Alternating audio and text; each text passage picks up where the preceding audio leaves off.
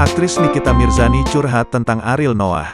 Ia kesal, mengapa? Nikita Mirzani curhat bahwa dirinya tidak diikuti balik alias follow back oleh Ariel Noah di media sosial Instagram. Hal tersebut disampaikan Nikita Mirzani saat berbincang dengan Indah Kus dan Dinar Candi dalam kanal YouTube Langit Entertainment. Niki, sapaannya, awalnya mengaku iri ketika tahu Indah Kus di-fallback oleh Ariel Noah. Luar biasa, dia, Indah Kus, di-follow, kata Nikita Mirzani, Rabu, tanggal 2 Juni tahun 2021. Gue ya dari gue follow di Ariel, dia gak follow back, gue unfollow lagi dan gua follow lagi, ucapnya.